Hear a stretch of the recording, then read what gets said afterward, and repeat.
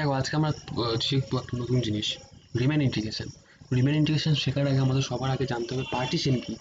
এবং পার্টিশন এখানে একটা ডেফিনেশন দেওয়া আছে, আমরা লক্ষ্য করছি। ডেফিনেশনটা হলো let a comma B a close boundary. এভাবে পড়বো না, আমি একটু সহজ ভাষায় করতে কি, এখানেও সহজভাবেই লেখা যায়, আমি জাস্ট এক্সাম্পল থ্রু দেখাচ্ছি। আমরা ইন্টিগ্রেশন করেছি 0,0,1 এক্স ডিএক্স। এই ইন্টিগ্রেশন কিন্তু আমরা ছোটবেলায় করেছি। কালারটা চেঞ্জ করলি।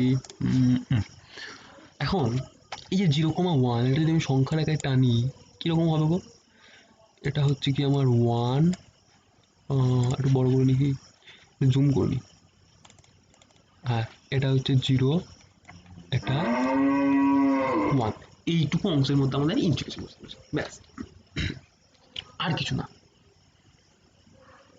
এবার রিম্যান বললো যে না, ইন্টিগ্রেশনটা ওভাবে করবো না, ইন্টিগ্রেশনটা আমরা একটু অন্য রকম ভাবে করবো, আরো ছোট ছোট ডাইরেক্ট করবো, আমরা একটু পার্টিশনের মাধ্যমে করবো। তো এবারে আমরা দেখবো পার্টিশন জিনিসটা কি। এই যে 0,1 একটা ক্লোজড এবং বাউন্ডেড ইন্টারভ্যাল, অবশ্যই বাউন্ডেড হতে হবে, না হলে আমরা জানি তো বাউন্ডেড ছাড়া আমরা কিন্তু ইন্টিগ্রেশন করতে পারি না, তাই না? বাউন্ডেড আগে হতে হবে, প্রথম কন্ডিশন হলো বাউন্ডেড। বাউন্ডেড ইন্টারভ্যাল অবশ্যই বাউন্ডেড হতে হবে। তো এ কমা বি অর্থাৎ 0,1, আমি এখানে এটা হচ্ছে 0 আর বিটা হচ্ছে 1। তো পার্টিশন মানে কি, আমরা ছোট ছোট কিছু পয়েন্ট ওখানে অ্যাড করে মূল ইন্টারভ্যালটাকে ছোট ছোট সাব ইন্টারভ্যালে ভাগ করব। এবার কতগুলো সাব ইন্টারভ্যালে ভাগ করব ডাজেন্ট ম্যাটার, একটা সাব ইন্টারভ্যাল হতে পারে, দুটো সাব ইন্টারভ্যালও হতে পারে। তো আমরা দেখবো 0,1-এর মাঝখানে একটা পয়েন্ট নিচ্ছি হাফ, তাই তো? এখানে একটা পয়েন্ট নিচ্ছি 1/4। তো এইটা আমাদের কিন্তু একটা পার্টিশন তৈরি করে ফেললাম। হ্যাঁ, এটা একটা আমরা পার্টিশন তৈরি করে ফেললাম। কার কার উপর পার্টিশনটা তৈরি করলাম গো? এইচ ক্লোজ 0,1, এইটুকু অংশের উপর আমরা একটা ছোট্ট পার্টিশন তৈরি করে ফেললাম। এখন প্রশ্ন হলো পার্টিশনটা কীরকম হবে, মানে এখান থেকে ডিস্টেন্স সমান হবে না না সমান হতেও পারে, এরকম কোনো প্রশ্ন অবশ্যই আসা উচিত। এই যে এখান থেকে দূরত্ব যতটা, এখান থেকে তার দূরত্ব যতটা, এরা দেখো সমান নয়। তো আমি এখানে বলতে চাইছি যে পার্টিশনের ভেতরে যে সাব ইন্টারভ্যালগুলো থাকবে তাদের দূরত্ব, তাদের লেন্থ ইকুয়াল হবে তার কোনো মানে নেই। ইকুয়াল হতেও পারে, না হতেও পারে, যদি কনস্ট্যান্ট গ্রাফ হয়, যদি কনস্ট্যান্ট ফাংশন হয়, যদি আমি এমনভাবে সাব ইন্টারভ্যালগুলো নিই যাতে তার সমান দৈর্ঘ্য হতে পারে, আমরা সেগুলো পরে দেখবো।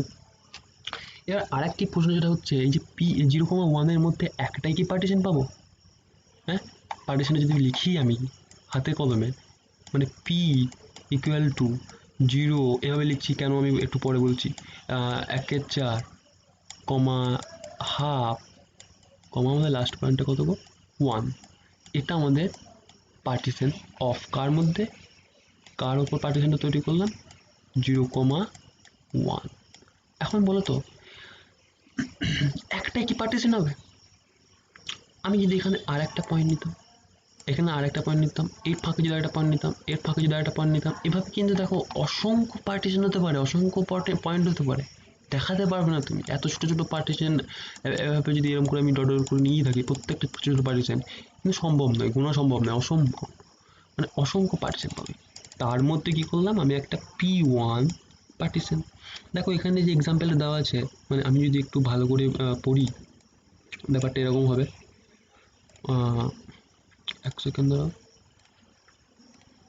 আমরা এবার দেখবো let a comma b a closed and bounded interval.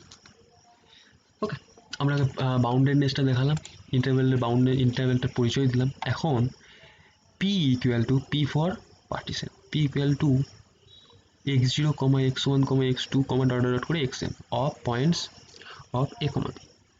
অর্থাৎ a, b এর পার্সপেক্টিভে আমরা একটা পার্টিশন তৈরি করলাম, পার্টিশনের ভেতরের পয়েন্টগুলো হচ্ছে x0, x1, x2 করে ডট ডট করে xn। ওয়ার এখানে এটা মূল একটা খুব ইম্পর্টেন্ট জিনিস সবসময় লেখা উচিত, যে অর্ডারটা পয়েন্টগুলো কীভাবে থাকবে।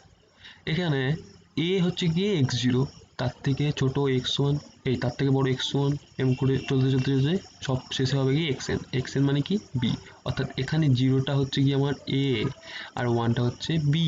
ওকে, বুঝে গেল? খুব ভালো কথা।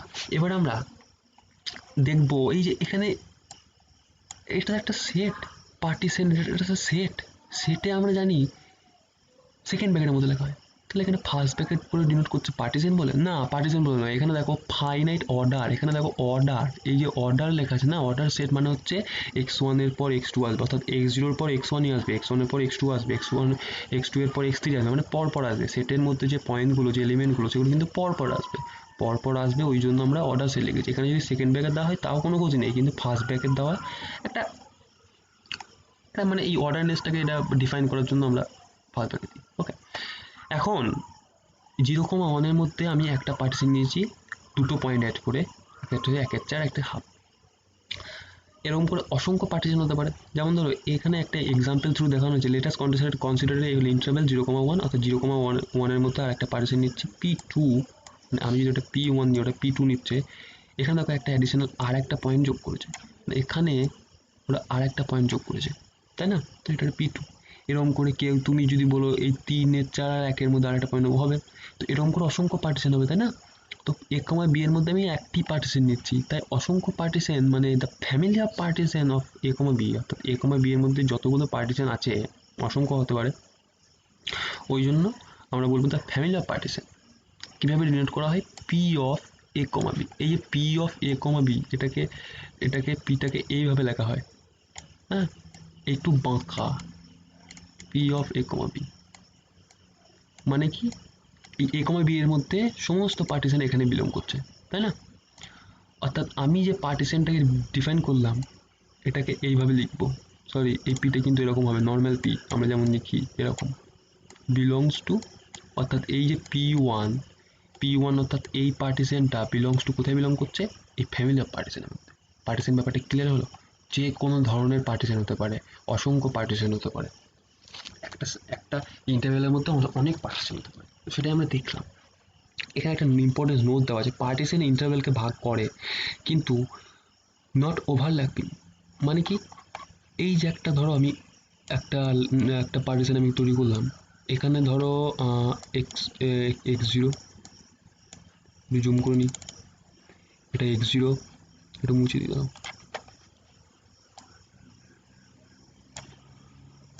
এই যে এটা x0, এটা x1, এটা x2, এটা x3। ওকে, এখন ওভারল্যাপিং বলতে মানে কি? প্রথমে কি বলেছে দেখো, পার্টিশন ইন্টারভেলকে ভাগ করে, হ্যাঁ ভাগ তো করছে, এখান থেকে একটা x1, এখান থেকে একটা পার্টিশন, এখান থেকে একটা পার্টিশন, আর এখান থেকে একটা পার্টিশন ভাগ করছে, মানে এভাবে করছে। এবার কি বলছে যে ওভারল্যাপ করবে না, একটা পার্টিশনকে কখনো ওভারল্যাপ করবে না। ওভারল্যাপ করবে না মানে এই যে ধরো এখান থেকে একটা পার্টিশন, তো x0 থেকে x1 একটা পার্টিশন, x1 থেকে x2 একটা পার্টিশন, x2 থেকে x3 একটা পার্টিশন, একটা দুটো তিনটে পার্টিশন। এবার ওভারল্যাপ বলছে মানে এরকম কোনোদিনই হবে না, মানে এখানে আর একটা পয়েন্ট এলো, ধরো এক্স ড্যাশ, এইখান থেকে